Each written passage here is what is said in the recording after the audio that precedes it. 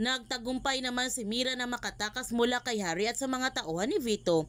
Ngunit natagpuan ni Myrtle si Mira sa daan nang wala ng malay, kaya dinala niya ito sa kanyang bahay. Habang si Iris, isiniwalat na nga niya sa lahat ang totoong tauhan ni Lavender na ito ay si Jasmine Flores, at sinabi rin niya na nagkaroon ng anak sina Tyrone at Jasmine, na hanggang ngayon niloloko pa rin siya na kanyang asawa dahil pinoprotektahan niya si Jasmine, at sobrang nagulat ang lahat sa malaking revelasyon ni Iris. Nagmamadali naman si Jasmine na tumakas nung isiniwalat ni Iris ang kanyang sekreto, at tinutulungan pa siya ni Ian na makatakas nito.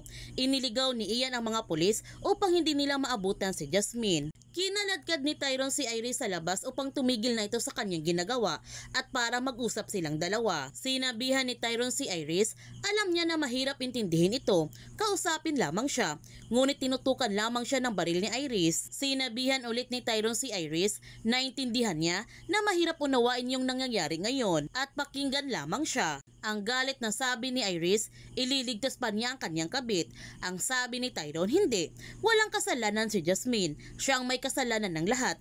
Aakuin niya yung lahat. Ang galit na sabi ni Iris, pareho silang may kasalanan at pareho silang magbabayad. Uunahin lamang niya si Jasmine. Nakiusap si Tyrone kay Iris na makinig ito sa kanya at mag-usap lamang sila nito. Ngunit tinutukan pa rin ni Iris ng baril si Tyrone hanggang naksidente nga naputok ni Iris ang kanyang baril at natamaan niya si Tyrone sa balikat, at nagmamadali naman si Iris na umalis upang maabutan pa niya si Jasmine. Nakasalubong naman niyang mga pulis at inutusan niya ito na kailangan nila hanapin agad si Jasmine. Sa paglabas si Jasmine, nahuli naman siya ng 2 pulis at pusasa na sana siya. Buti na lamang dumating si Tyrone at nailigtas siya nito. Binugbog ni Tyrone ang mga pulis at nagmamadali na silang dalawa ni Jasmine na umalis sa event. Samantala, nagpatawag si Iris ng mga priest para isiwalat sa buong bansa ang totoong tauhan ni Lavender para wala na itong takas sa kanya. Nakita naman ito ni Lily at natatakot siya ng gusto sa kaligtasan ni Camila. Dumating na nga si Harry sa kanyang bahay at naggalit pa nga siya nito kay Petunia dahil kinukulit siya ng gusto na tungkol kay Jasmine Flores. Sa pagising ni Mira, napasigaw naman siya dahil napaginipan niya ang nangyari sa kanyang mamita at umiiyak siya nito ng gusto. Nagtanong si JP kay Mira kung anong nangyari sa kanya.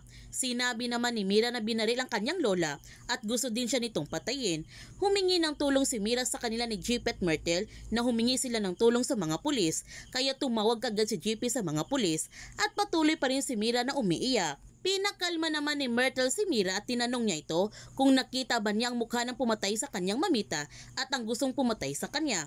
Iisang tao lang ba ito? At bigla na lamang pumasok sina Petunia at Harry sa kwarto ni Myrtle.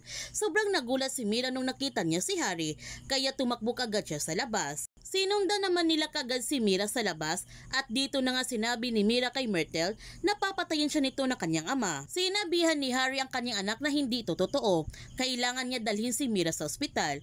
Ngunit hindi pumayag si Myrtle na dalhin ng kanyang ama si Mira sa ospital dahil natatakot ito ng gusto sa kanya. At nung nakita niya ang baril ng kanyang ama, napagtanto na nga niya na totoo ang mga sinasabi ni Mira, kaya naggalit siya nito. Sinabihan ni Petunia si Harry na siya nang bahala sa mga bata at umalis muna siya. Ngayon na ilantad na ang pagpapanggap ni Jasmine, makakahanap pa kaya siya ng hustisya sa lahat ng biktima ng mga Buenavides? Yan ang ating aabangan sa Lavender Fields. Kung bago ka pa channel ko, don't forget to like, subscribe, and click notification bell para palagi kang updated sa mga videos in-upload ko. Thank you for watching and God bless to everyone.